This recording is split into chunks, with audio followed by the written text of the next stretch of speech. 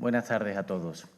Vamos a dar comienzo a la conferencia mensual del mes de abril, después de Semana Santa, y tenemos que agradecer encarecidamente a nuestro amigo don Antonio Joaquín Santos Márquez, el que esté hoy aquí con nosotros, porque ha habido un cambio de conferenciante y solícitamente él se mostró disponible para celebrar la conferencia de hoy. Conferencia que va a versar sobre la vida y obra de Juan Laureano de Pina, materia en la que el profesor Santos es experto.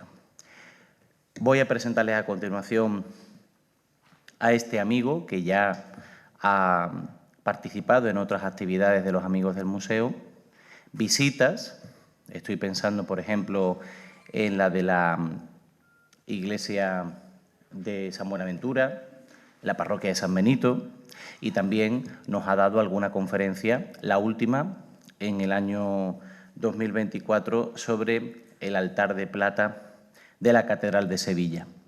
Así que muchas gracias por tu participación de nuevo con nosotros, y él es doctor en Historia del Arte por la Universidad de Sevilla, realizó su tesis doctoral bajo la dirección de la profesora Sanz Serrano sobre platería de la Baja Extremadura, y desde entonces ha desarrollado esta línea de investigación principal en sus clases, por supuesto, de artes suntuarias, antiguas y medievales, también modernas.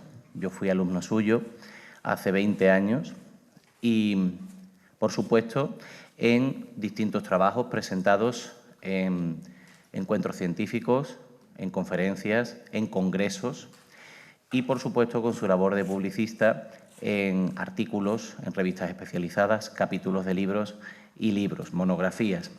Destaco varias de sus monografías. De las más antiguas, quizá la dedicada a la familia de los Alfaro, publicado por el Ayuntamiento de Sevilla. Posteriormente, José Alexandre y Ezquerra, de la Diputación de Sevilla. Y en el año 2023, el altar de plata de la Catedral de Sevilla. Después, últimamente ha desarrollado una labor muy importante en la Comisaría de Exposiciones. La más reciente, junto con el profesor José Rodapeña, ha sido la de Cayetano González, orfebre dedicado mayoritariamente a la Semana Santa, que pudimos contemplar en la pasada Cuaresma en la Fundación Cajasol. Pero antes también comisarió una en ese mismo lugar titulada Solium Argenti, sobre el altar de plata de la Catedral de Sevilla, con motivo de la restauración a la que estaba siendo sometida en esos meses. Y también, más recientemente, ha coordinado la publicación del catálogo de la gran exposición celebrada en la Catedral de Sevilla, Sedes Hispalensis Fons Pietatis. Ha publicado artículos en distintas revistas especializadas, como Cuadernos de Arte de la Universidad de Granada, el Boletín del Seminario de Arte de la Universidad de Valladolid, Goya, Boletín de Arte, Laboratorio de Arte, revista de la que es director, Atrio, Archivo Español de Arte. No solamente esta labor de investigación, sino también la labor de gestor universitario. Él es catedrático de Historia del Arte de la Universidad de Sevilla, pero además es secretario del Departamento de Historia del Arte, ha dirigido varias tesis doctorales y se ocupa también de los vaivenes de la gestión académica, que también tiene efectivamente lo suyo. Hace un momento me decía que hoy precisamente es cuando se había producido de manera solemne en el rectorado de nuestra universidad la toma de posesión como secretario del Departamento de Historia del Arte, y esto no es poca cosa. En fin, bueno, muchísimas gracias, Antonio, por estar hoy aquí con nosotros, y vamos a escucharte hablar de Juan Laureano de Pina. Gracias. Muchísimas gracias, Álvaro, por tus palabras. Igualmente, pues agradecerte, por supuesto, que contara conmigo, aunque fuera ayer, prácticamente, cuando solicitaste pues mi presencia aquí. Y, por supuesto, también pues agradecer a la Asociación de Amigos del Museo de Bellas Artes pues estar también pues en esta tarde hablando de un artista quizás conocido, pero mal conocido. Y eso quiero que quede pues, bien presente desde un primer momento, porque si bien todos lo identificamos, o al menos la mayoría, lo identificamos con la urna de San Fernando, evidentemente, pues aún quedan muchas lagunas, silencios y cuestiones que empañan una biografía y una creatividad de un artista que sin duda pues representó uno de los grandes hitos del barroco andaluz. Y digo andaluz porque estamos hablando de un jerezano que triunfó en su tierra y que afortunadamente también trabajó en nuestra ciudad. Y que su obra pues salió, podríamos decir, más allá de las fronteras de esta urbe y se desarrolló prácticamente en lo que fue nuestro antiguo reino de Sevilla, es decir, todo el occidente andaluz. Estamos, por lo tanto, hablando de una figura que también fue reconocida de manera tardía. Si nos atenemos a lo que es, podríamos decir que esa historiografía que ha tratado la figura de este artista del barroco, sucede como otros tantos. Su reconocimiento llega a partir de la década de 1970. Hasta esos momentos se oía lejanamente su figura y poco se decía sobre su creatividad, simplemente que era el autor de una obra que hasta ese momento, ojo, hasta los años 70 tampoco estaba bien considerada. Hay que tener en cuenta que esa feroz crítica al barroco del neoclasicismo perduró en la mentalidad, incluso de esta ciudad tan barroca hoy, hasta prácticamente mediados del siglo XX. De hecho, sería Santiago Montoto, ojo, en 1956, en un artículo en el ABC, quien desempolvó parte de una biografía a base de una serie de datos que ya comenzaron a, en cierta manera, tergiversar su vida. En tanto en cuanto añadieron datos que realmente no, y hoy lo puedo decir de manera cierta, no tenían nada que ver con él. Y eso va a provocar realmente que hasta el día de hoy, y digo pues prácticamente hasta las últimas investigaciones que hemos realizado, hemos tenido que luchar contra una serie de cuestiones que se creían pues prácticamente como una verdad incuestionable. Pues nada más lejos de la realidad. Para que vean que en muchas ocasiones cuando nos enfrentamos a artistas de tanto reconocimiento, algunas veces hay que replantearse si realmente esa investigación realizada con anterioridad tiene una base sólida y ahora les explicaré por qué. Como decía, reconocimiento tardío que llegará con una obra sin duda elocuente y muy importante como fue la de Heliodoro Sancho Corbacho cuando realiza una, podemos decir que análisis y exposición de toda la documentación que se localizaba en el archivo de la Catedral de Sevilla sobre la urna de San Fernando. Fue, sin duda, básico para conocer que estábamos hablando de uno de los artistas que se parangonaban con los grandes maestros del momento, Valdés Leal, Murillo y tantos otros que participaron de la creatividad sevillana en los años que se asienta precisamente este maestro en la ciudad, además que con otros. Estamos hablando de un maestro que vivirá más de 90 años. Por lo tanto, va a recorrer prácticamente todo el pleno barroco en Andalucía. Pero sin duda llegará su, podríamos decir que popularidad, cuando doña María Jesús Sanz hace su primera y única biografía, monografía dedicada a él, publicada por la Diputación de Sevilla, ahí lo tienen en pantalla, pequeño librito memorable, en la que, de manera, podríamos decir que razonada y, teniendo presente todos esos datos que habían salido, otros que había ella recopilado, construyó una biografía a la cual ya se le habían agregado una serie de obras que nada tienen que ver con Pina. Y aquí viene el problema. Aunque yo di aquí una conferencia hace, como decía Álvaro, 2 años, sobre el altar de plata, todos, y yo lo sé, soy consciente, ven el altar de plata y se lo atribuyen a Pina. Y Pina no hizo el altar de plata. Por ejemplo, el altar de plata es una creación del 18, mucho más tardía. Se empieza precisamente cuando muere él. Él diseña algo antes que se va a reutilizar. Pero claro, esa creencia hizo que todas las obras, por ejemplo, del altar de plata, muchas obras de la catedral que tenían cierta vinculación con ese estilo, se le agregasen a un catálogo de obras que luego hay que en la actualidad hacer una depuración. Y esa es una labor bastante difícil y sobre todo difícil a la hora de difundir y divulgar que realmente es obra de su taller o no. En fin.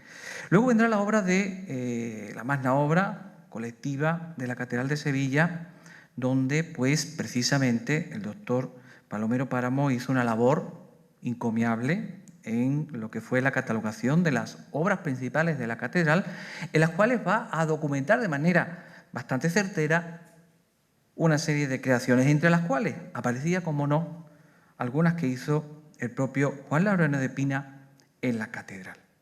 Datos documentales, pero faltos realmente tampoco de un análisis. Yo no estoy criticando a nadie, sino simplemente que no se profundizó. Luego llegó también, como no, la magna exposición de 5 siglos de platería, donde ahí se hace la primera, pues podríamos decir, recopilación de datos monográficos e incluso una catalogación de obras donde se vuelve a caer en los mismos errores, pero al ser realizado por Cruz Valdovinos, pues aquello pues tuvo quizás una, pues podríamos decir, mayor trascendencia. Estamos hablando de don José Manuel Cruz Valdovinos, catedrático de la Complutense, que pues en esos momentos era el máximo exponente de la platería a nivel nacional, un referente también a nivel internacional, y evidentemente la labor que hizo en ese catálogo de esa exposición, pues es sin duda todavía un referente. ¿Por qué? Porque es la primera vez que se va a poner en pie pues prácticamente y gran parte de la creatividad de la platería sevillana pues de la Edad Moderna. Algo que evidentemente también entraba en la figura de pues Laureano de Pina. Luego vinieron muchos datos puntuales aportados por otros autores y finalmente viene también, como no, mi granito de arena en ese libro que se publicó sobre el altar de plata, donde sobre todo intenté poner pues de manera clara que pues estamos ante una obra, el altar de plata, que no era de Laureano de Pina, que realmente es una obra del siglo XVIII, bien es cierto, de una serie de creadores vinculados con su taller, entre ellos su sobrino político, Manuel Guerrero de Alcántara, y un madrileño que, bueno, nacido en Sevilla, formado en Madrid y luego también trasladado a Sevilla, que va a trabajar como es Tomás Sánchez Reciente, que nada tiene que ver con Laureano de Pina, pero que realmente pues utilizaron el sol y la corona, que sí había sido realizado por Juan Laureano de Pina. Por lo tanto, ante este panorama y conocedor realmente de una serie de lagunas, silencios, defectos o cosas que no me cuadraban, pues me propuse indagar. Y en este sentido, y disculpen que personalice, porque realmente me di cuenta que Juan Laureano de Pina no era la figura pues que yo había estudiado y que sobre él se habían dicho muchas cosas que por mi experiencia investigadora no casaban. Entre ellas, por ejemplo, que había sido platero de la Catedral de Sevilla. Imposible, ya se los digo. No, porque tengo documentado todos los plateros desde 1683, que fehacientemente lo tenemos ya en Sevilla, hasta 1723, en que muere. Ese oficio de platero de la Catedral de Sevilla es ocupado por otros plateros de la ciudad. Por lo tanto, él nunca ostentó ese cargo. Otra cosa es que era tan bueno que a él acudían los canónigos, acudían los arzobispos y acudía toda la clerecía de la ciudad. Y de hecho, cuando muere, se plantea, y muere a su vez también el platero de la catedral, que era Laureano del Rosal, de ahí también la confusión, es que hay muchos laureanos en esos momentos. Entonces veían en la documentación un Laureano del Rosal y decían, este es Pina. y le agregará la obra del otro. En fin, que la manera de cómo se interpretan las fuentes en muchas ocasiones también puede provocar cierta confusión. Pues como decía, nunca fue platero de la catedral y de hecho cuando precisamente muere Laureano del Rosal se dice en la catedral que mantener un oficio cuando luego se le encargan a otra persona las piezas de la catedral es absurdo y se suspende el puesto de platero de la catedral durante unos años, ¿producto de qué? De que durante el periodo en el que Laureano de Pina está en Sevilla, precisamente es a él a quien le encarga la catedral muchos de los trabajos, a pesar de que tiene su platero propio. A eso unimos prácticamente el silencio de su vida en Jerez. Sí, sabemos que en Jerez hizo una maravillosa, y ahora la veremos, custodia procesional, quizá la más barroca de todas las que se hacen en la segunda mitad del siglo XVII. Pero nada más, poco más. 4 datos puntuales de su familia, de dónde viene, con quién se formó, prácticamente nada. De golpe porrazo lo tenemos haciendo un examen en Sevilla y ahora en Sevilla tampoco tenemos conocimiento de su relación, por qué a él se le elige para la urna, para hacer la urna, por qué esa relación con Palafox, por qué a él pues se le va a tener presente en muchas ocasiones para una serie de cuestiones incluso de referente estético a la hora de plantear diseños en la propia catedral, cuestiones que realmente no habían sido resueltas y que prácticamente quedaban pues en el más absoluto silencio. Por lo tanto, mi conferencia de hoy va a versar precisamente sobre esos avances que gracias a la documentación, gracias a ese expurgo que he ido realizando a lo largo de unos años, ya más de 10 que estoy obsesionado con esta figura de Juan Laureano de Pina, pues nos permiten al menos reconocer su vida, reconocer sus orígenes e incluso su entidad artística en la ciudad de Sevilla y en la ciudad de Jerez. Y lo primero que nos planteamos es hacer verdaderamente su árbol genealógico, algo quizá fundamental a la hora de plantear de dónde venía y de dónde no venía. Se sabía que era hijo de Laureano Francisco de Pina y de Ana Ponce. Un matrimonio que se une en la iglesia de San Dionisio, en Jerez, en 1633. Y aquí ya comienza el problema. ¿Por qué? Porque, fíjense, tiene el matrimonio 1, 2, 3, 4, 5, 6 hijos reconocidos, es decir, o que conozcamos, mejor dicho, y reconocidos, evidentemente, legítimos, de los cuales de 4 he encontrado la partida de bautismo. Ahora, estoy convencido que la partida de bautismo de 1642 que se le atribuye a Juan Laureano de Pina no es de Juan Laureano de Pina. Por la razón siguiente. Él mismo declara al final de su vida que tenía 90 años, 1723. Si tiene 90 años, tiene que haber nacido en 1630. Por lo tanto, ya estamos hablando de casi 10 años antes. Tampoco podía ser esa fecha de nacimiento. ¿Por qué? Porque sus padres se casan en 1633, por lo tanto, y además en ningún momento dicen que es ilegítimo, porque además su madre pues siempre hace referencia a él en su testamento y siempre lo tiene muy presente. Pero es que además tenemos la carta de aprendizaje y la carta de dote, cuando se casa con Mencía de Salazar. Y se casa con Mencía de Salazar en 1656. Y ahí declara que tiene 17 a 21 años. Tiene que haber nacido en 1635, 1634. Prácticamente inmediatamente. Cuanto más, cuando fui a la fuente, al libro de registros bautismales, no podía ser más confusa el registro de esa partida de bautismo de un Laureano, no Juan Laureano, Laureano. Además tachado porque era Laureana, pone el cura Laureano.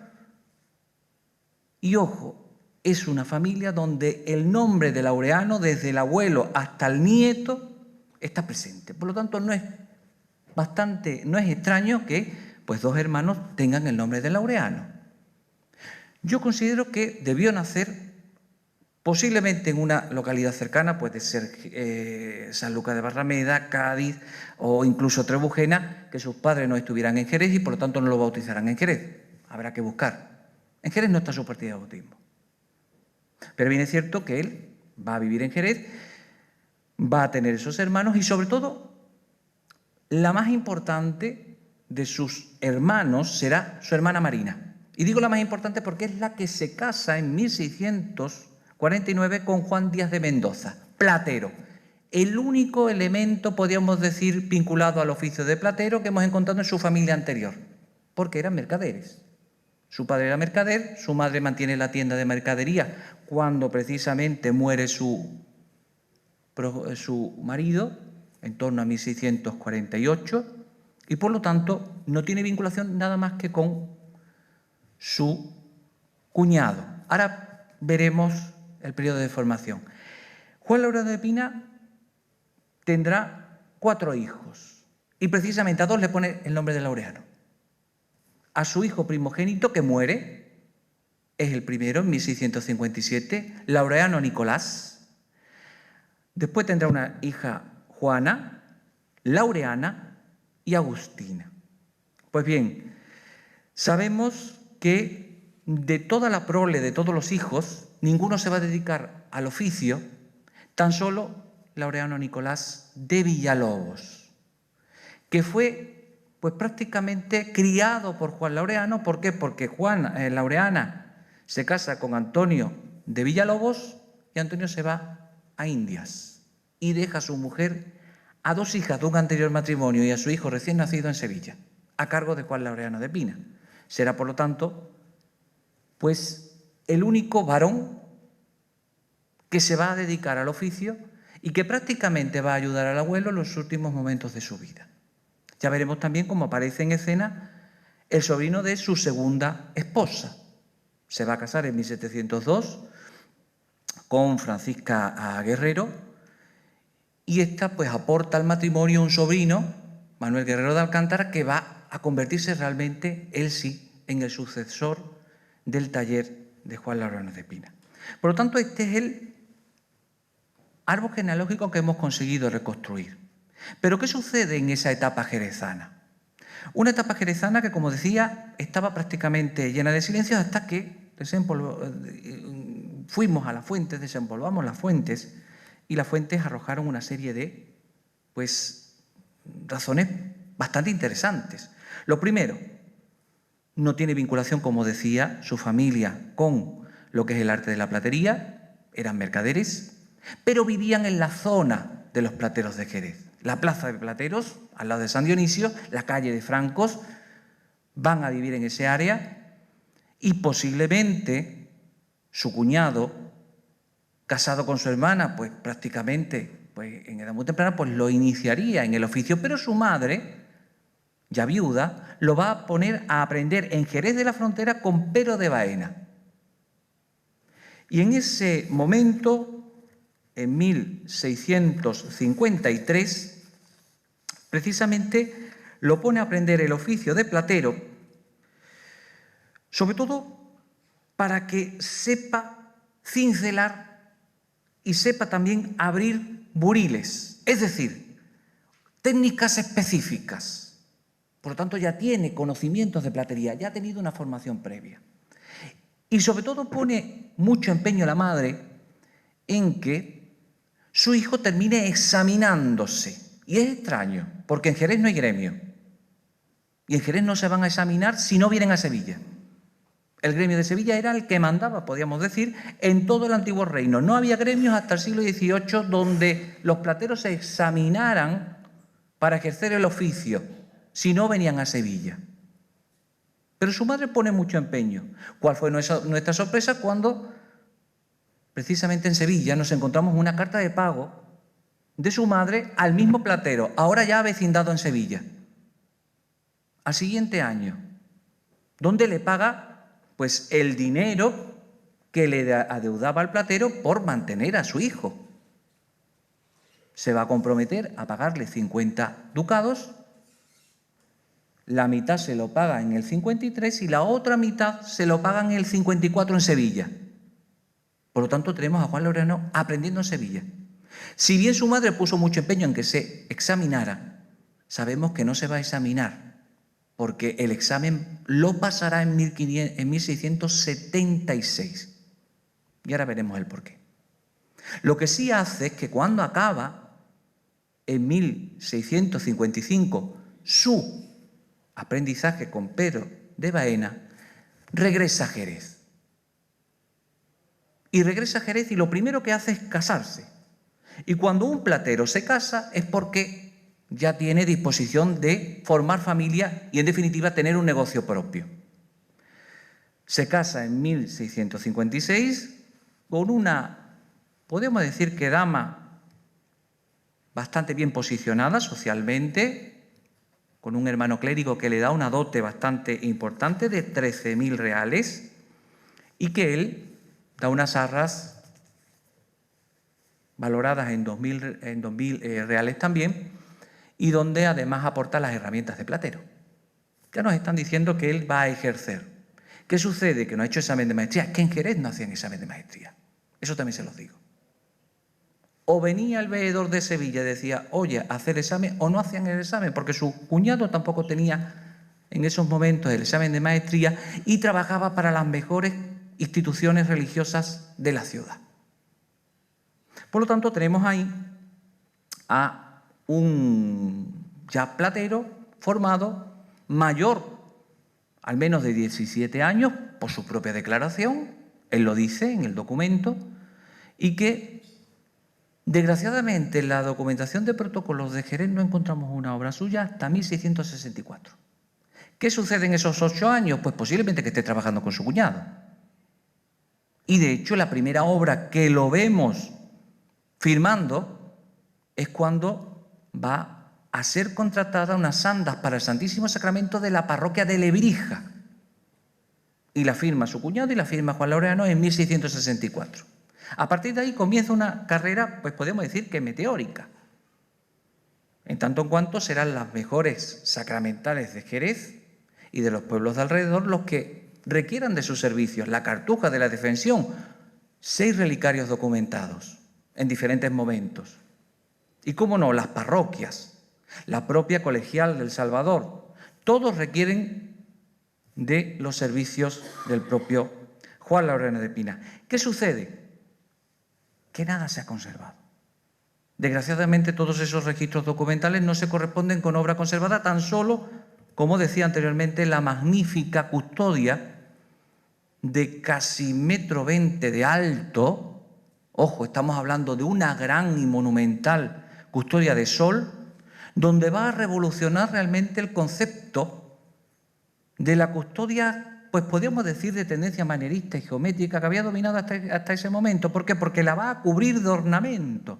Un ornamento floral, un ornamento figurativo y además con una gran riqueza iconográfica, no tan compleja ni intelectual como la renacentista, pero sí pensada sobre todo para ensalzar, como no, al Santísimo Sacramento. Una obra que, como ven, está repleta de ese ornamento que también vemos en los retablos, de ese ornamento plenamente barroco, pero además con una gran calidad. En tanto en cuanto, si observamos detalles, las figuras de bulto, de fundición, las figuras también, o por ejemplo, los querubes, las hojas de acanto, que envuelven, por ejemplo, ese cuello que de manera bulbosa, como si fuese un tallo floral, va a soportar lo que es ese gran sol, demuestran el buen hacer de este platero. Demuestran la calidad artística a la que llega, superando evidentemente a los más grandes de la ciudad, a su cuñado, por supuesto, pero además también comienza a tener fama más allá de las fronteras de Jerez. Si no, no se entiende el por qué llega a Sevilla. De hecho, aquí tienen el sol. Y fíjense, porque aquí es un sol doble, monumental, de rayos rectos y ondulados, que luego él mismo va a repetir de manera monumental en el trono del Santísimo Sacramento de la Catedral de Sevilla. Ahora lo veremos. En ese sol que lo corona, que es obra suya, solo eso. También hay que decir que él la hace en plata en su color. El sobredorado lo hará otro platero. Y el añadido de pedrería también se hará en el siglo XVIII. Es una obra, podemos decir, viva, que va a tener, pues en definitiva, un enriquecimiento también mayor. Pero es curioso. A partir de 1674, Juan Laureano de Pina desaparece de la escena jerezana y lo encontramos en septiembre de 1676 haciendo su examen de maestría en Sevilla.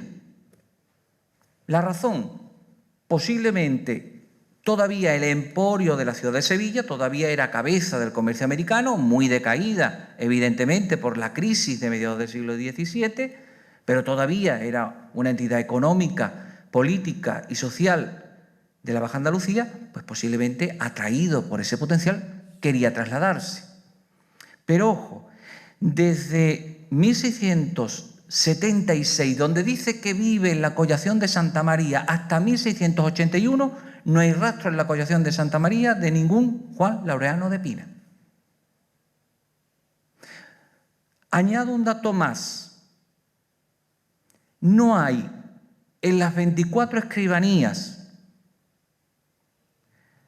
de protocolos notariales de Sevilla ningún documento firmado por Juan Laureano de Pina en esos años. Y lo digo porque lo he consultado. Y Álvaro sabe que yo soy un obsesionado de los archivos. Y por lo tanto, ¿dónde estuvo? Porque en Sevilla no estuvo. Él haría su examen, que también pongo en duda que ese examen fuese de ese año, quizá fuese anterior o quizá fuese posterior, pero bueno, está registrado en ese año, por lo tanto lo vamos a dar por válido, pero durante 4 años no se le tiene rastro, prácticamente nada. Y cuando aparece ya avecindado en los padrones de El Sagrario, Collación de Santa María, por primera vez aparece ya con sus discípulos, aquellos que trabajaban con él en Jerez, y con parte de su familia que al otro año ya aparecen pues, en la calle Batiojas, Hernando Colón, viviendo, donde vivían los plateros prácticamente. Pues es una incógnita. ¿Se iría a Madrid? Quizá. ¿Se iría a Indias? Pudo. Yo todavía no sé dónde se ha ido. Ceán Bermúdez atribuyó a Juan Laureano de Pina un grabado fechado en 1677 de San Fernando. Yo no lo he localizado, pero sí he localizado este otro grabado de la Virgen de los Reyes, que se encuentra en el memorial de la Casa de los Saavedra, que está fechado en 1676 por un Juan Laureano hecho en Sevilla. Pero es que Juan Laureano es un nombre común. También hay un Juan Laureano de Almeida que firmaba como Juan Laureano. Ojo, que María Jesús Sanz dijo, Dorador a fuego, pues este Juan Laureano fue el Juan Laureano que le hemos perdido el rastro. Pues no, porque muere precisamente en 1679. He encontrado también su testamento y su partida de defunción. Por lo tanto, no hay rastro y de golpe y porrazo aparece y el primer documento o los primeros documentos, porque son 2, lo encontramos ya, pues podemos decir que ejerciendo un papel principal en la platería sevillana. Ojo, en 1683 el primer protocolo que hay en Sevilla con su nombre y encargándole es la custodia de la Magdalena y la urna de San Fernando. No tenemos la menor duda que cuando Carlos II determina, después de la reina gobernadora Mariana de Austria, a partir de 1671, decide hacer una urna relicario para San Fernando después de su canonización, hay un proceso largo de determinación del diseño, se elige el diseño de Real Mozo y finalmente, pues el rey y el Consejo de Castilla determinan que el arzobispo ponga en marcha el proyecto y le toca precisamente a este arzobispo, a Ambrosio Ignacio Espínola y Guzmán, quien en diciembre de 1683 encarga a partes iguales la obra, ojo, a José Portillo y a Juan Laureano de Pina, a dos plateros. Pero si está ahí Juan Laureano de Pina es porque ya había existido una selección previa, es decir, había habido un concurso, una llamada, como quieran decir, donde el arzobispo vio las posibilidades que había y determinó esta obra tan inmensa que nosotros tenemos el diseño, gracias a esa copia que hace Juan José del Carpio, conservaba en la catedral, que son esos dos dibujos. Para hacer eso necesitamos dos artífices. ¿Quiénes? Un antequerano que ya tenía fama en la ciudad, era el mejor, José Portillo, y Juan Laureano de Pina. No tendrían posiblemente ni idea de que Juan Laureano de Pina no fue, pues podríamos decir, el elegido inicial, sino que compartió esa elección. Tuvo mucha suerte. La suerte, pues podríamos decir, del azar de la vida. ¿Por qué? Porque Portillo muere. Y ahí está la cuestión de por qué finalmente Juan Laureano de Pina se queda con el concierto de la urna de San Fernando. Pero evidentemente ese concierto está y comienza el trabajo. Y se dice que se siga el modelo precisamente del pintor, aquel aprobado por el Consejo de Castilla, por el Cabildo, por la ciudad y por el arzobispo, Cabildo catedralicio, y que además en ese documento, hasta hace poco inédito, pues se dice también que Bernardo Simón de Pineda había hecho un modelo en madera. Ya lo tenemos emparentando con los mejores artistas que están trabajando en la ciudad. Y ojo, un Juan Laureano recién llegado que no lo conocía nadie, es difícil de entender que una de las hermandades más importantes de la ciudad, la Sacramental de la Magdalena, le encargase la custodia de asiento. O se conocía su obra, o tenía un respaldo, pues podríamos decir, de fama, o no se comprende. Ciertamente que esta obra se inicia con anterioridad. Esta obra la hermandad la va a encargar concretamente a Diego de León, a Cristóbal Sánchez de la Rosa en 1678, pero el primero muere, el segundo deja la obra y prácticamente lo iniciado es nada. Y en el mismo año en el que concierta la urna de San Fernando, él también es elegido para materializar esta torre eucarística que va a revolucionar el concepto arquitectónico de la torre ya plenamente barroca. Pues aquí hace una, pues podríamos decir que traslación del modelo renacentista de nuestra catedral, siempre presente, al modo barroco con una complicación en planta, con la utilización de diferentes órdenes, con una decoración perfectamente descrita, muy bellamente dibujada en la plata, y además con un repertorio escultórico en el que también, ojo, aparecen los grandes maestros de la escultura del momento, Francisco Gijón y Pedro Roldán, que harán los modelos de madera para que el platero los haga en plata. De hecho, pues aquí tienen su firma de la bóveda del primer cuerpo. La Inmaculada estuvo expuesta precisamente en la exposición de Roldán porque seguía el modelo de Roldán, aunque fue ejecutada por Juan Laureano de Pina con un gran preciosismo, con una gran maestría. Y ciertamente es una obra que tardará mucho en terminarse, pero estos proyectos tardan mucho no porque el platero no esté capacitado para terminarla, sino que estamos hablando de plata y estamos hablando de mucho dinero. Y las hermandades van a ir recopilando esa plata y ese dinero poco a poco. De hecho, en 1683 se contrata y hasta 1692 no se termina. Aquí tienen otros detalles del Cordero Místico, en ese bellísimo pedestal. Las hornacinas con los ángeles que van a ser tan características, veremos otras obras que no dejan duda de la huella de Juan Laureano, o por ejemplo esos bellísimos ángeles que coronan y rematan la obra, o la reutilización también en esta obra de piezas del antiguo ostensorio, porque ese remate es renacentista. Donde está la campanita que suena, en esa magnífica custodia, la parte superior está la fe, pues es una pieza claramente plateresca. De hecho, de un joven Francisco de Alfaro, cuyo documento también está pues aún inédito, pero posiblemente lo sacaremos en breve.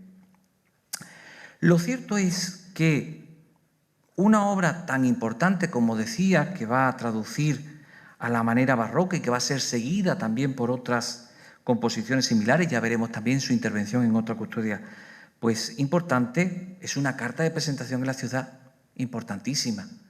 A partir de ahora se va a convertir en un referente y el azar jugará sin duda una carta a su favor, la muerte de Portillo y la llegada de este hombre, de Jaime de Palafox y Cardona, arzobispo de Sevilla desde 1685 hasta 1701. Venía de Palermo con unas ideas italianas que van a renovar en gran medida el arte eclesiástico de la ciudad.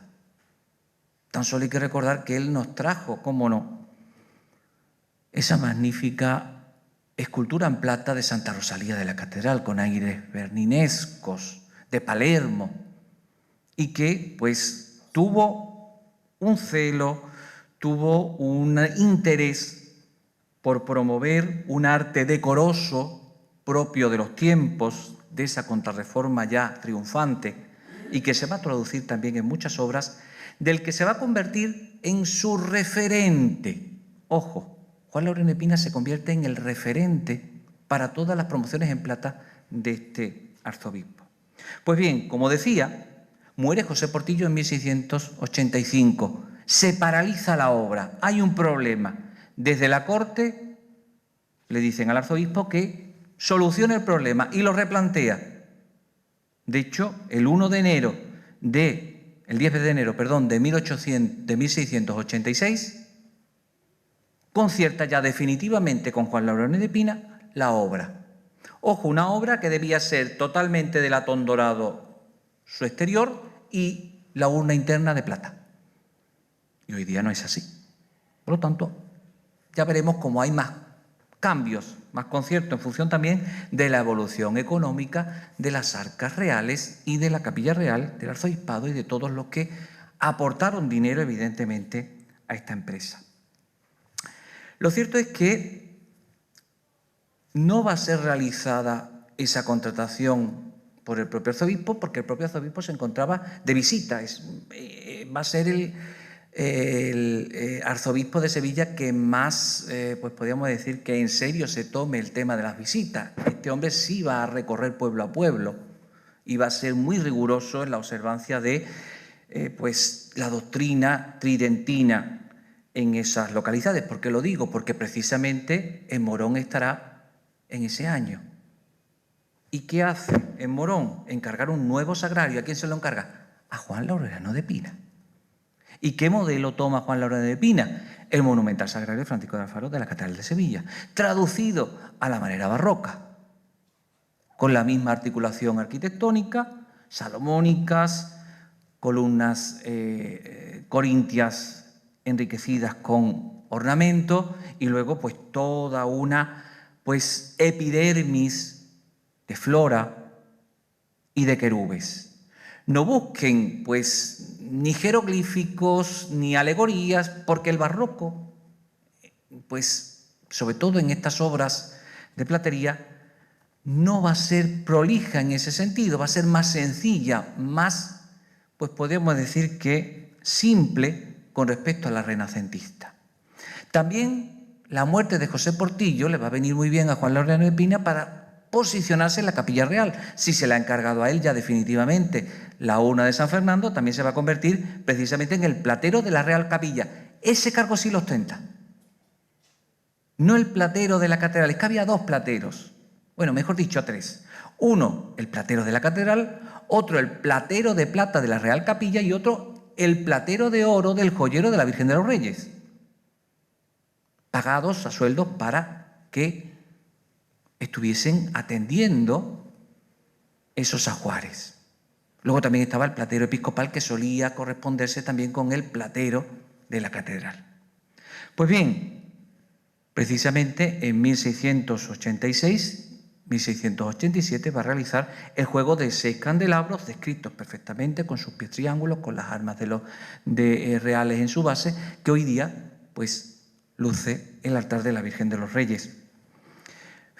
Pero ese magno proyecto de la urna vuelve a paralizarse. Y se vuelve a paralizar ¿por qué? Porque el arzobispo se toma muy en serio, sobre todo la transformación de la Capilla Real. Y precisamente en estos años se va a idear un nuevo retablo para la Capilla Real que va a sustituir el que actualmente está, que tampoco era muy antiguo, pero el intento sobre todo de italianizar el arte sevillano que trae el arzobispo va a hacer que proponga un retablo de mármoles.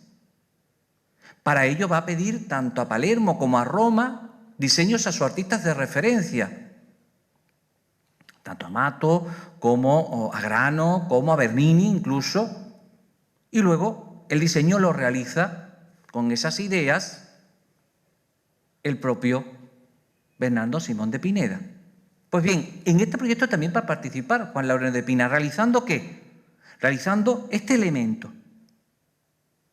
una placa con un relieve donde aparece lo que es una escena de la vida de San Hermenegildo y San Laureano, la bendición de San Laureano a San Hermenegildo. ¿Por qué? Porque no sé si saben que debajo de la Virgen de los Reyes están las reliquias, bueno, hoy día no, porque la han sacado y la han puesto en el altar de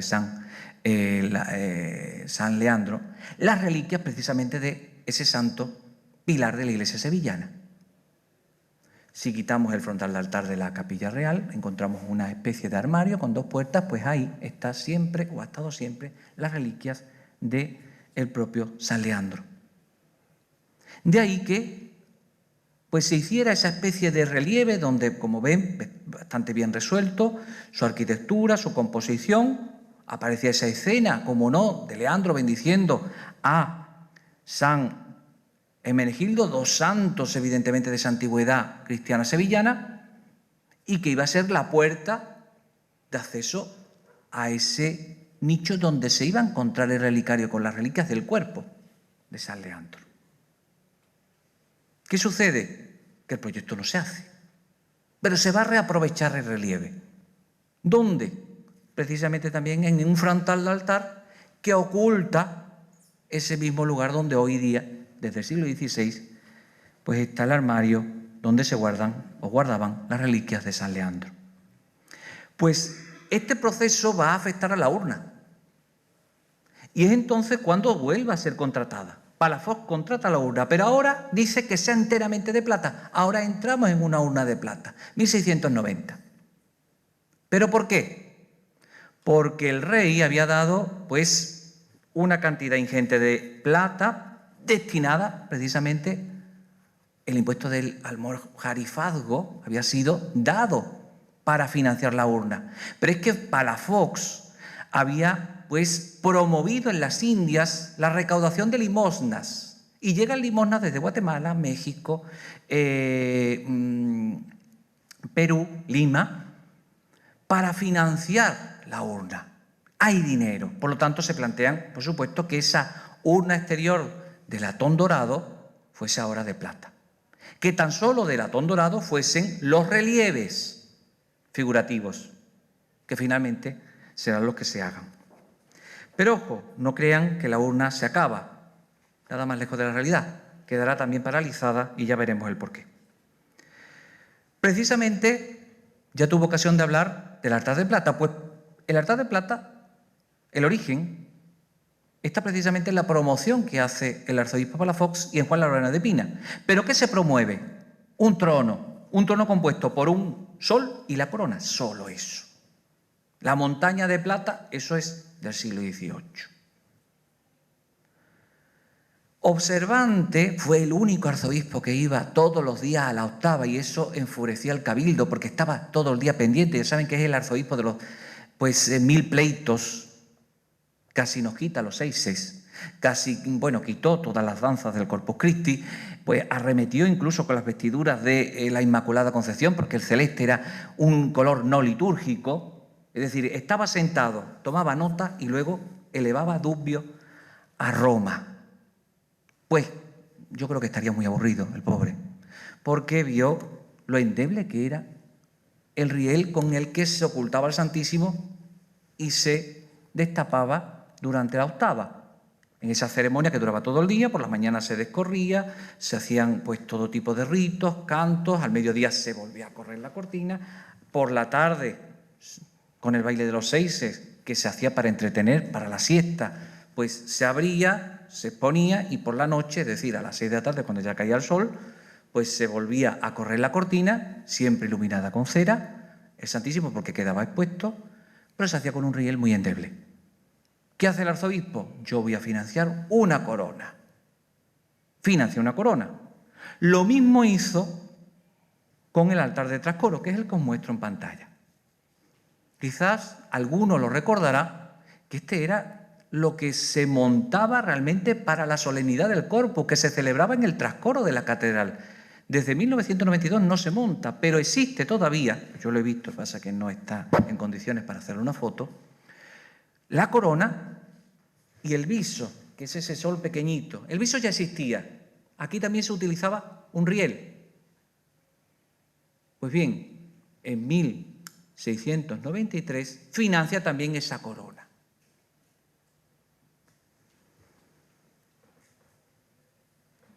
Pero cierto es que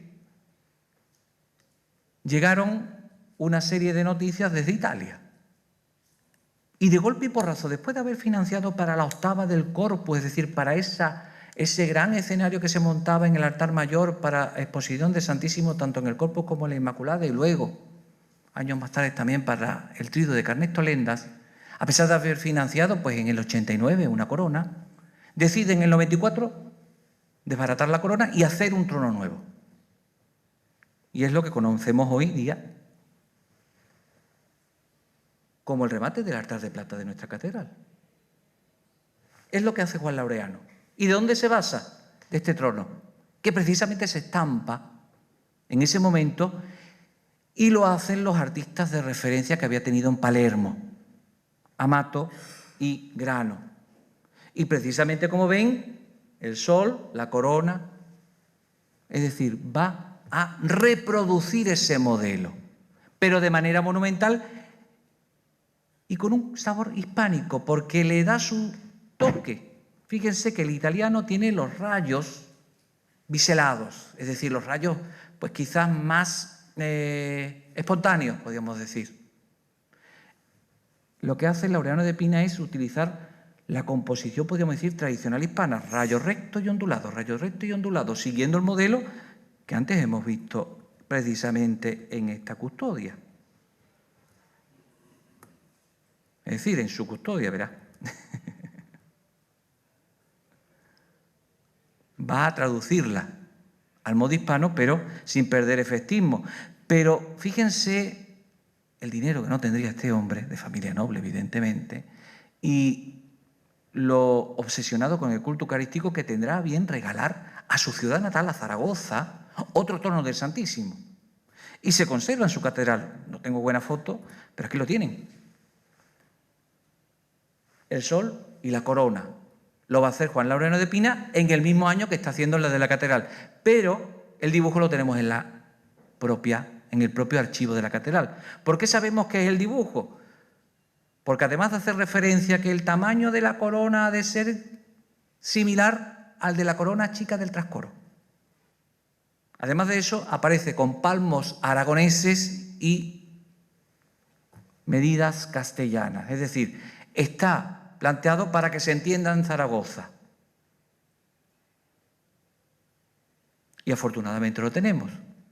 Como comprenderán, el protagonismo que está adquiriendo con Palafox se va a traducir en que la mayoría de los canónigos, entre ellos, pues prácticamente el canónigo con más relación con Palafox, que era Loaysa, Juan de Loaysa, pues decida promocionar también al platero en la catedral. Y se le encargue, entre otras cosas, restaurar el sagrario de la catedral, restaurar la custodia e incluso plantear el dorado de la custodia de Arfe. se plantea en estos momentos para que lo realice Juan Laureano de Pina. No se hace porque es muy costoso dorar la custodia de Juan Laureano de Juan de Arfe. Por eso no se hace. Pero además también va a participar, por ejemplo, de la realización de 2 grandes lámparas. Posiblemente las que hoy día, y digo posiblemente porque no hemos accedido a ellas y no las hemos podido tocar, tan solo fotografías con macro, porque están altísimas, que marcan el altar mayor catedralicio y que en 1693 se registra que se hacen 2 lámparas por Juan Laureano de Pina monumentales para iluminar las naves catedralicias. ¿Por qué? Porque se habían sustituido durante casi 20 años aquellas de latón del siglo XVI, todas por lámparas de plata. Ninguna ha sobrevivido, tan solo las 2 grandes, posiblemente las de Laureano de Pina. También realiza, por ejemplo, para la Virgen de la Antigua, un relicario para la Santa Faz, a los pies.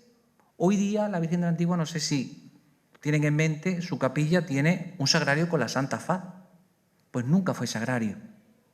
Era el relicario precisamente para el Santo Rostro tocado del original, que se veneraba en la capilla de la Antigua y que hoy día, si abrimos ese relicario convertido en sagrario, lo tenemos aquí. Pero cuando se abría la puerta lo teníamos de frente. Y todos los viernes del año se llenaba esa capilla para venerar al Santo Rostro, que según la tradición pues había sido tocado por el Santo Rostro de Jaén, teniendo en cuenta que el Santo Rostro de Jaén, antes de estar en Jaén, estuvo en Sevilla, porque lo trajo San Fernando, y por lo tanto ya se enlaza la historia de San Fernando, se enlaza la santidad de San Fernando también con esa reliquia a los pies de una imagen, ojo, también descubierta por San Fernando, aparecida a San Fernando. Todo tiene su porqué. Pues bien, un canónigo de la catedral va a financiarle no solo un relicario para esa reliquia, sino también un sin pecado. Claro, hoy día la palabra sin pecado nos suena a estandarte. Nada más lejos de la realidad, no es un estandarte. El sin pecado es sin pecado concebida, una gotera que se coloca para las cortinas. Ya saben que antes los retablos estaban siempre ocultos y en momentos concretos se descorrían y se veían las imágenes. ¿Por qué? Pues por cuestiones litúrgicas, pero sobre todo por conservar la imagen. Era esencial. En muchas ocasiones también se sustituían por cristales, pero eran las menos. Los velos que siempre están presentes. Pues bien, también realizó. Todo ello desaparece con la reforma del siglo XVIII por Tomás Sánchez Reciente, que va a fundir toda esa plata y va a realizar la plata que hoy tiene la capilla de la Antigua. Pero también va a realizar, y aquí no se fundió, y va a donar a la Virgen de la Estrella una estrella, esa sí se perdió, la dona él, pero además también el canónigo Clemente José de Funes le va a encargar 2 lámparas no conservadas y también todo lo que es el marco y la gotera. Como ven, Ave María Gratia Plena. De nuevo una alabanza a María, un sin pecado, y toda esa lámina de plata que enmarca la hornacina. Si tienen un poco de idea artística me dirán, bueno, pues el retablo es rococó. Se reutilizó. Cuando se va a eliminar el retablo que José de Funes va a financiar en esos años, se mantuvo la plata de la capilla. No se va a fundir, por lo tanto la plata que tiene esta capilla es barroca, además descrita y además dicha también en la documentación. Como ya dijimos, se va a convertir también en el platero episcopal y por lo tanto se le van a encargar desde el arzobispado varias obras. Entre ellas se va a encargar, cómo no, de labrar el primer cuerpo de la custodia de Santa María de Utrera.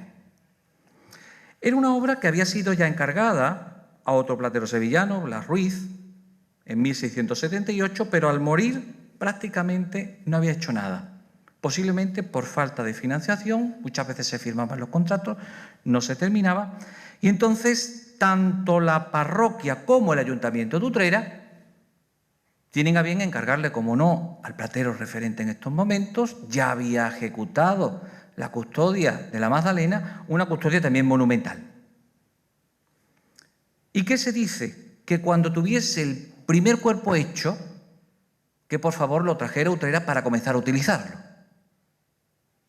Bueno, pues este cuerpo lo va a tener pues prácticamente terminado pues desde el 90 hasta el 95, 5 años. ¿Tanto se tarda? Pues no se tarda tanto, se tarda más bien en recopilar la cantidad de plata y el dinero a pagarle al platero.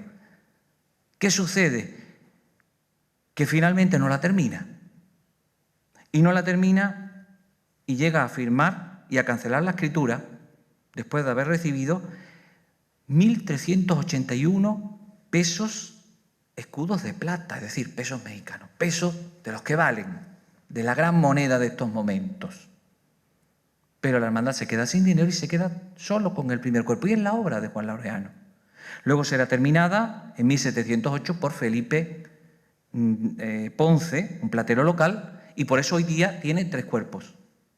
Pues lo que vemos aquí es, de nuevo, un retablo salomónico, de nuevo la misma decoración, con los 4 padres de la iglesia en las esquinas y una arquitectura deslumbrante, donde sobre todo lo que se percibe es el buen hacer, es de una calidad descriptiva en el dibujo, en la manera de plantear la ornamentación, también, como no, en la manera de resolver los elementos arquitectónicos, muy sobresaliente.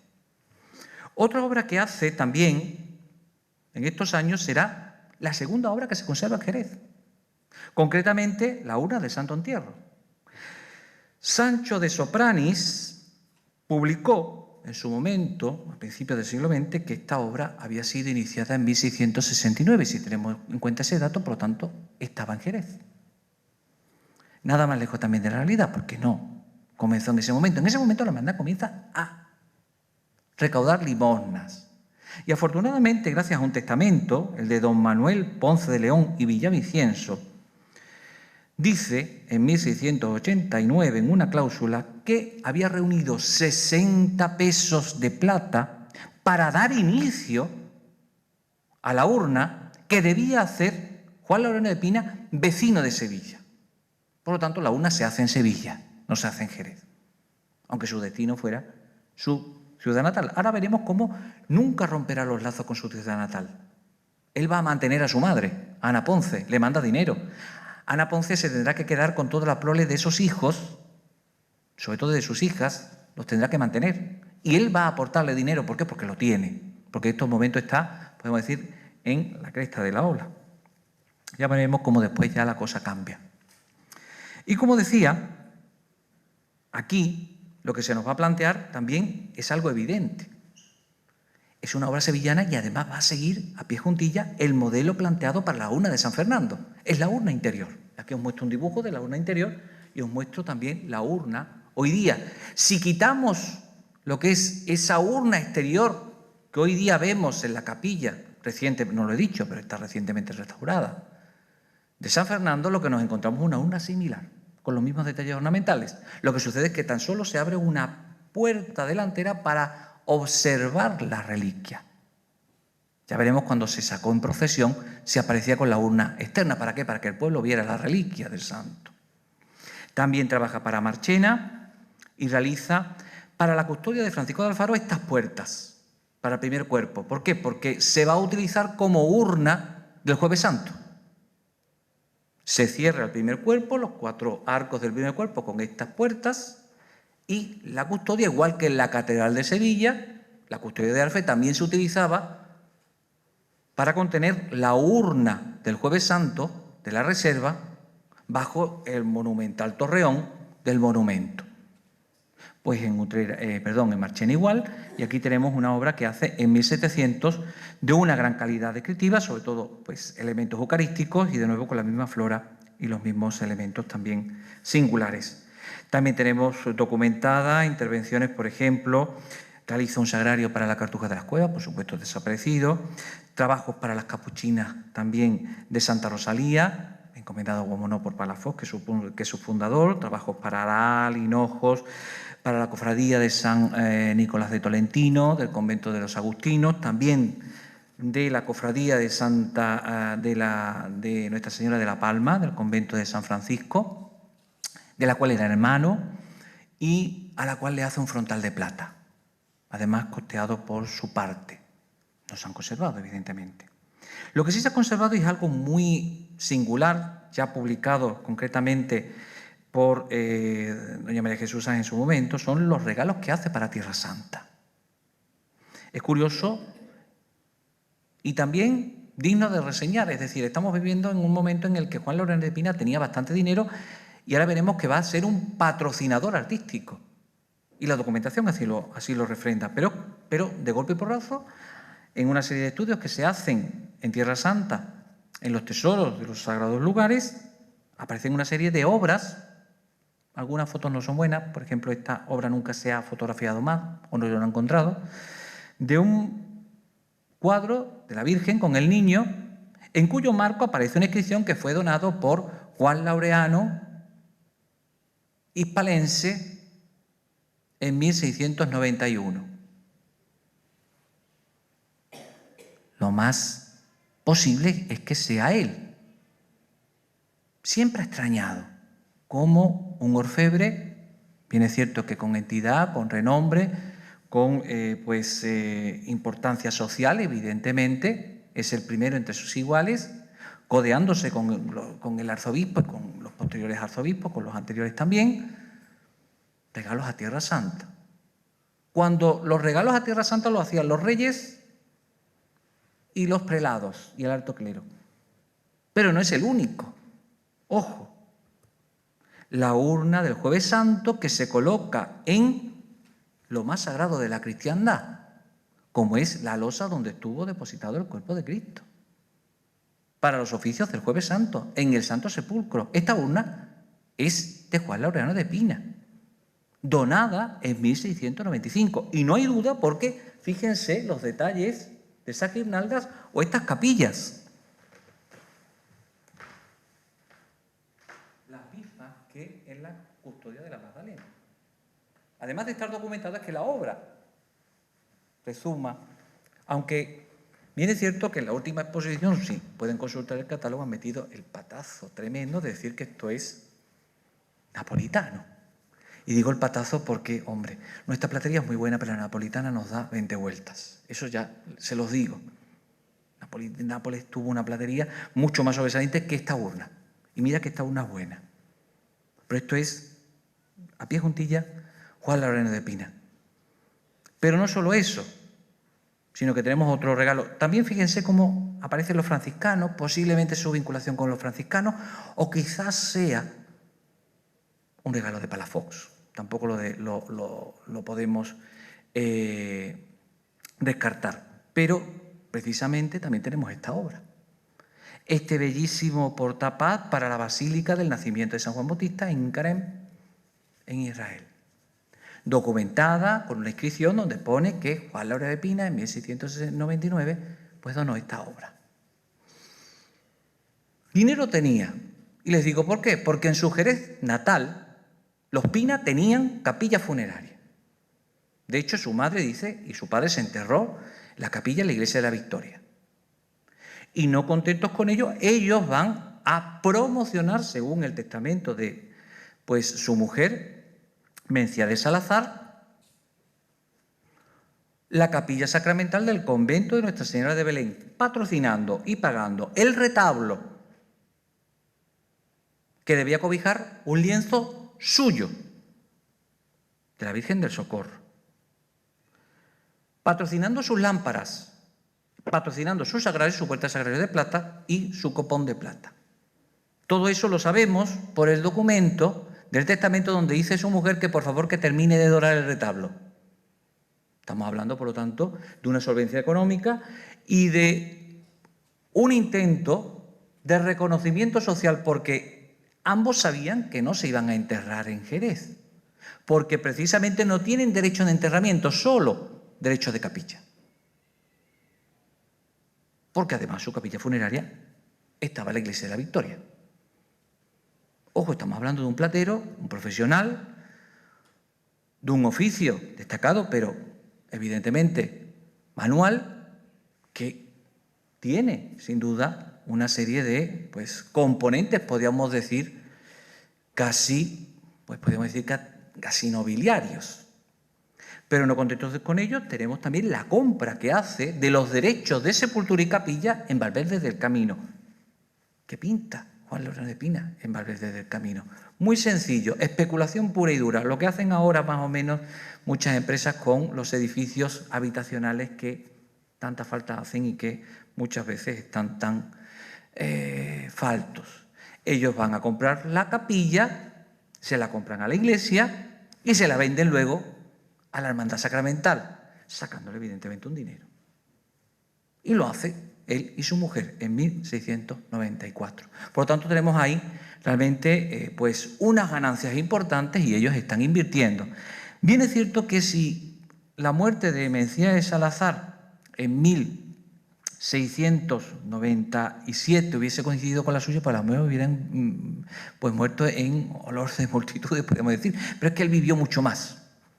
Y eso pues le tocó también vivir momentos ya más difíciles, como por ejemplo también la guerra de sucesión, la guerra en definitiva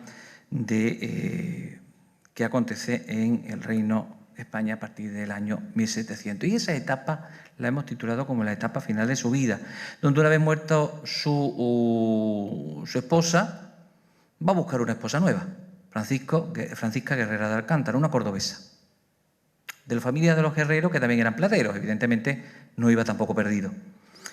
La busca joven, ¿por qué? Porque tenía a su cargo su hija Laureana, dos nietas que no le tocaban nada, pero que se había hecho el cargo, su nieto Nicolás y también los hijos de su otra hija.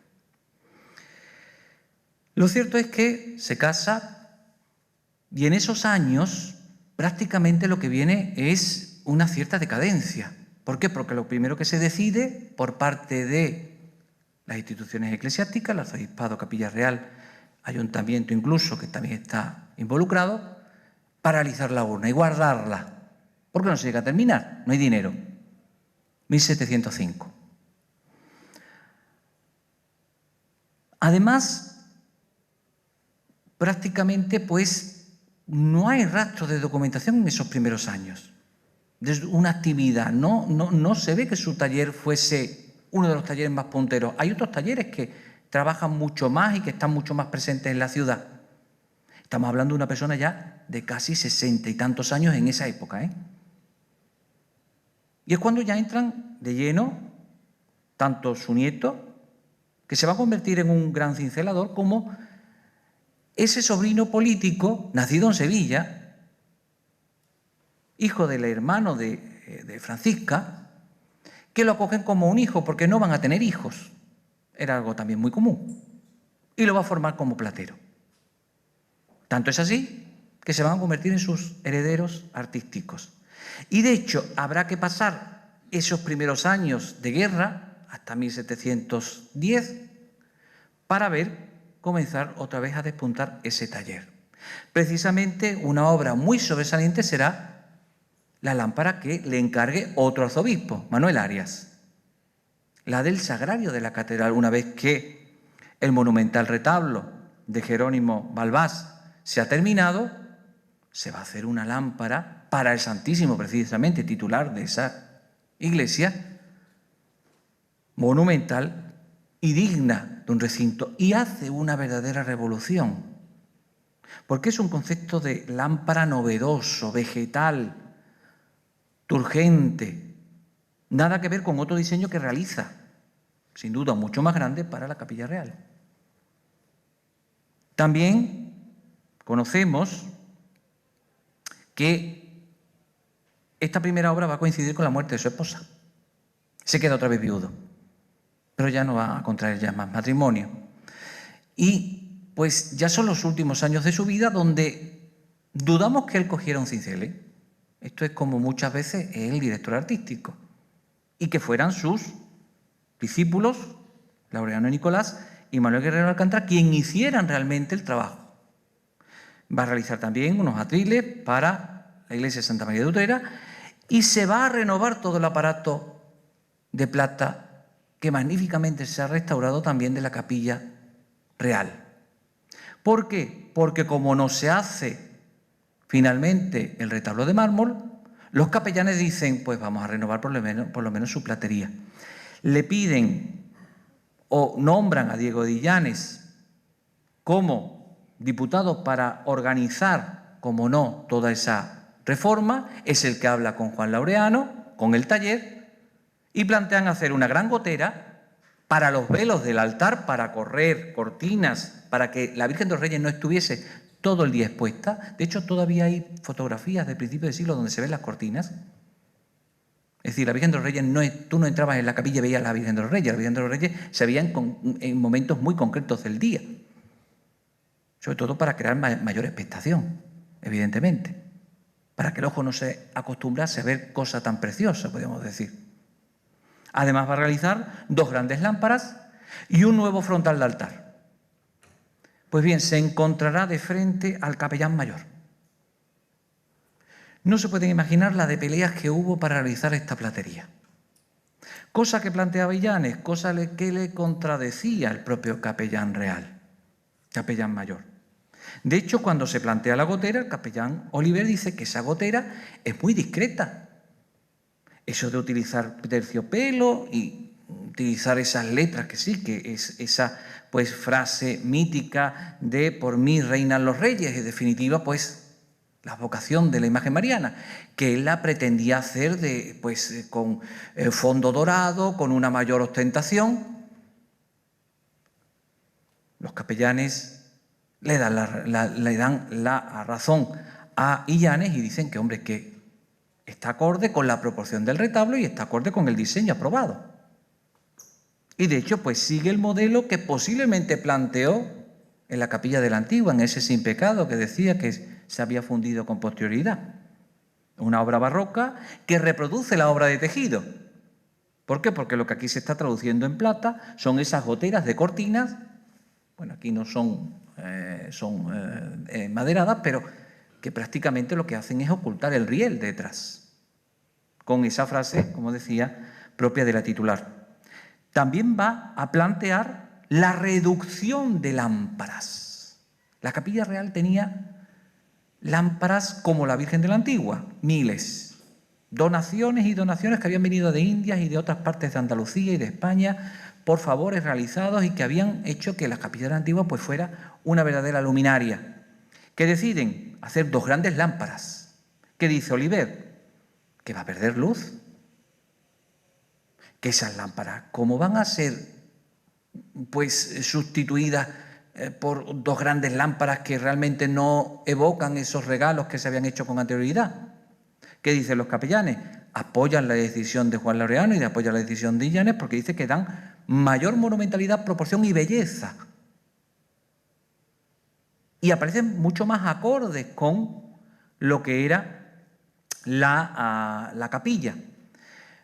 Pero Oliver contraataca, en cierta manera, y dice, pero ojo, la capilla va a estar peor iluminada, hay peligro de robo. ¿Qué le dicen los capellanes? El resto de capellanes que apoyan a Illanes. Peligro de robo tiene la capilla porque tiene una reja de palo. Lo que había que poner es un monaguillo o alguien que vigilara la capilla.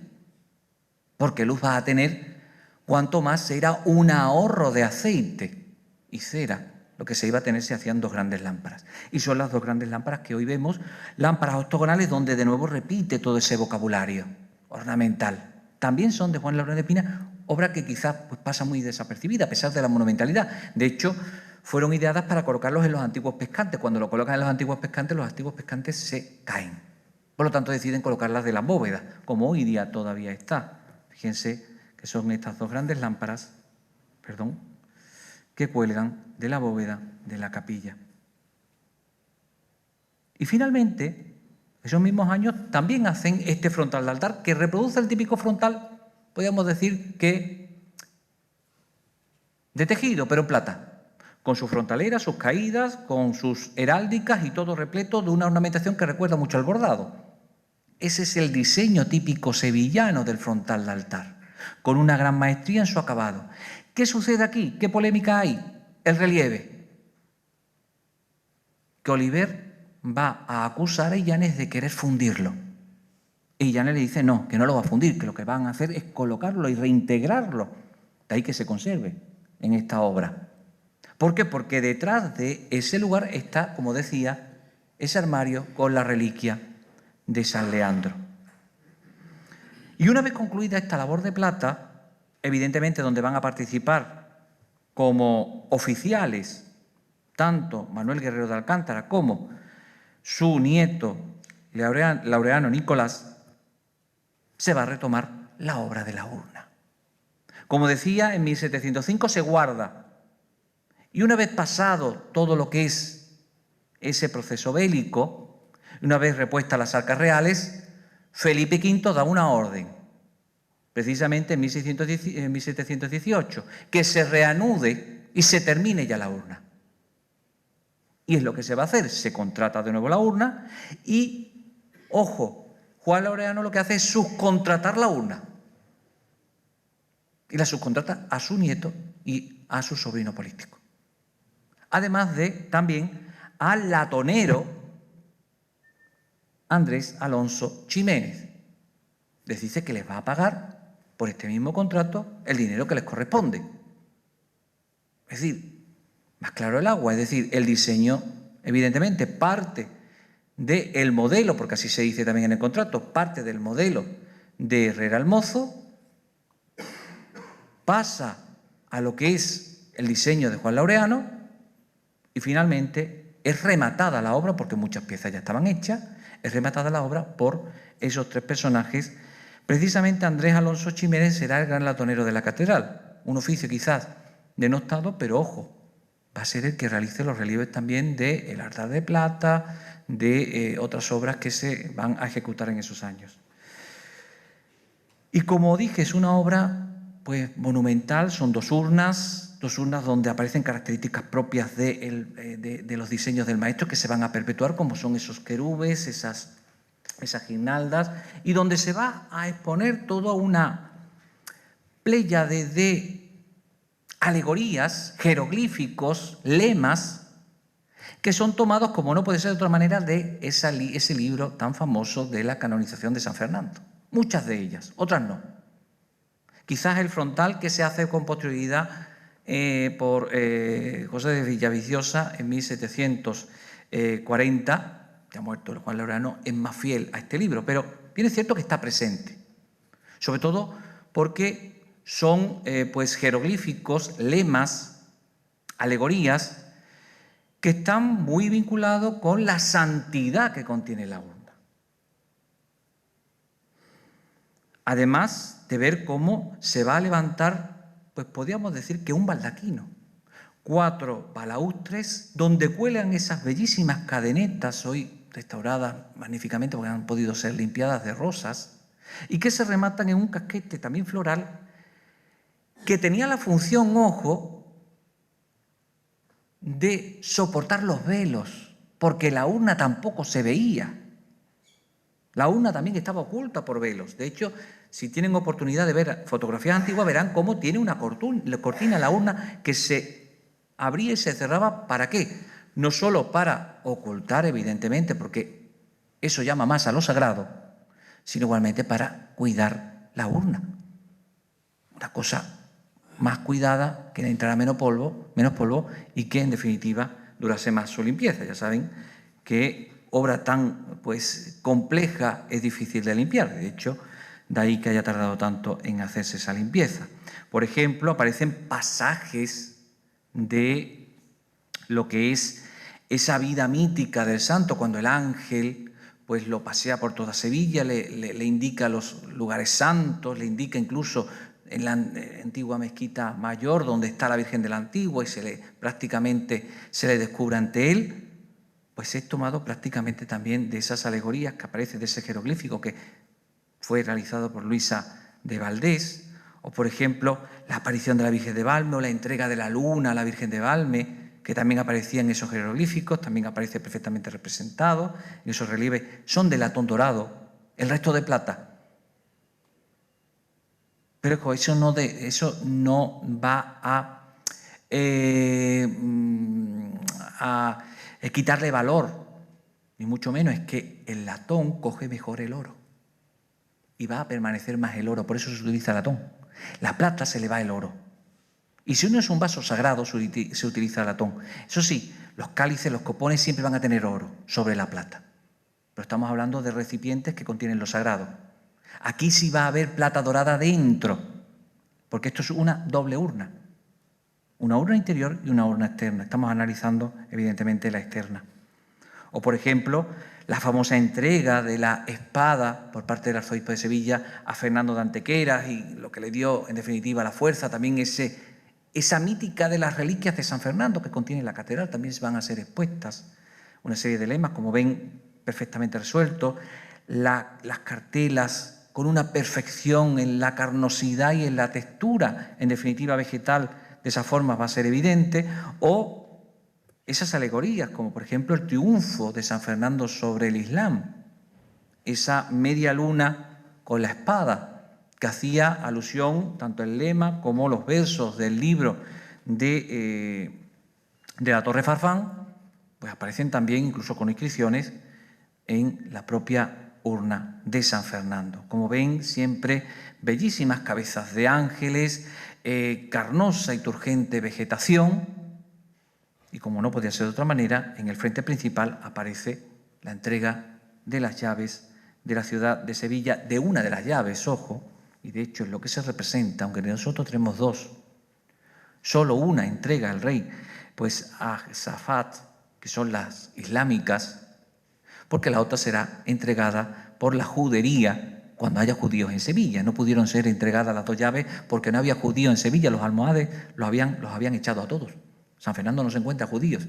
Los judíos son introducidos en la ciudad con Alfonso X el Sabio. Por lo tanto, de ahí que siempre se represente una sola llave. Aunque nosotros en nuestra retina siempre tenemos esas dos llaves, esas reliquias, que por cierto están expuestas hoy día en la exposición de la boda de Carlos V en Santa Clara. Y como ven, pues prácticamente va a reproducir ese modelo iconográfico que va a imponer Pacheco en esa bellísima pintura que está en el trascoro. Una obra que la va a terminar, en este caso sí, en fecha, es decir, en 1719 la termina, pero él no va a conocer a San Fernando dentro. ¿Por qué? Porque muere. San Fernando será colocado, y aquí tenéis ese grabado del traslado del cuerpo de San Fernando, fíjense con la caja interior, aquí tienen la caja interior, no la exterior, por lo tanto se está viendo, pues en 1729. Y precisamente el orfebre morirá, el platero morirá el 11 de abril de 1723, según su propia declaración, con 93 años. Creo que con 90, más bien. Ya a esas edades, como que el recuerdo, y más en esa época, pues le hizo fallar algunos años, pero él decía que tenía esa edad. A lo largo de sus últimos 15 años, pues va a redactar 3 testamentos y 3 codicilios, donde pues nos va a dar información sobre todo, su familia. Ya se observa también cierta precariedad económica, pero eso sí, tiene muy en cuenta esa dote que le da su segunda esposa para que sea para su discípulo Manuel Guerrero de Alcántara, que se traduce en las herramientas. Unas herramientas que debían ser para Manuel Guerrero de Alcántara. Pero fíjense cómo no está bien la cosa, porque Manuel Guerrero de Alcántara finalmente se las paga. Las coge, pero se las paga.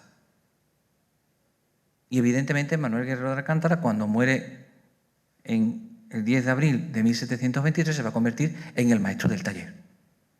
Ojo, estamos hablando que en ese mismo año, bueno, mejor dicho, 10 años después, en el 32, se convertirá en el platero de la catedral y será el ejecutor del gran altar de plata junto a Tomás Sánchez Reciente, su discípulo. Y como decía, en el último codicilio hace alusión a una obra que no se ha conservado, pero pongo esa estampa porque es una de las grandes devociones de la Sevilla barroca, como era el Cristo de San Agustín, con ese voto pues, que le hizo el ayuntamiento, con la peste de mediados del siglo, y que decía que tenía en su taller plata para la gotera, de nuevo una gotera, del altar del Cristo de San Agustín, que se la donaba a la hermandad. Por lo tanto, tenemos una obra, pues podemos decir póstuma, que desgraciadamente no se ha conservado. Pero sí se han conservado, ya con esto termino, no sé si me estoy alargando demasiado. Sí, creo que ya llevo 1 hora y pico, ¿no? Creo. Lo siento, como he venido el último, pues al final me voy a llevar una media horita de más. Pero la última obra son estos candelabros. Todos los conocemos, sobre todo porque salen en el Corpus Christi. Y muy pocos los reconocen como obra del propio, pues, Juan Laurano de Pina. Fíjense que la historia es muy rocambolesca, pero que en definitiva te lleva realmente a que el diseño es del maestro. Uno de los grandes devotos del Santísimo Sacramento de la ciudad fue la familia Pérez Caro. El capitán Juan Pérez Caro había pues promocionado la fiesta, había regalado muchas cosas, dinero, y de hecho Isabel Pérez Caro, su hermana, va a ser la que done el viril rico de la catedral para las exposiciones de la octava, lo que hoy es el viril de Isabel Pérez Caro, que está en la catedral. Pues bien, en su testamento en 1698 deja dicho que quiere hacer unos blandones para el Santísimo Sacramento, y él le había regalado ya otros con anterioridad, pero dice que tiene 40.000 pesos escudo en Nueva España y que si esos 40.000 pesos escudos se recuperan, creo que no lo tenía muy claro que se pudieran recuperar, se invirtiesen en esa obra. Y dice más, pues tengo encargada la traza y dibujo a Juan Laureano de Pina, artista platero, y que está en poder de Juan de Loaiza. Ahí ya nos cuadra todo, es decir, el diseño está hecho, lo tiene Juan de Loaiza, lo que nos falta es el dinero. Y según el platero, dice la manda testamentaria, costarán 3.200 pesos escudos. Por lo tanto, incluso sobra si vienen esos 4.000 pesos. Desgraciadamente muere en 1702 y no se recuperan, los albaceas no recuperan el dinero, pero entra en escena su hermana, Isabel Pérez Caro, que tenía una economía saneada. Y finalmente su hermana será la que financie el diseño de Juan Laureano de Pina. ¿Pero quién lo hace? Lo hace Manuel Guerrero de Alcántara. ¿Por qué? Porque son entregados en 1724, año en el que ya está fallecido el maestro. Con esto termino, espero que les haya interesado, espero que hayan descubierto también al platero.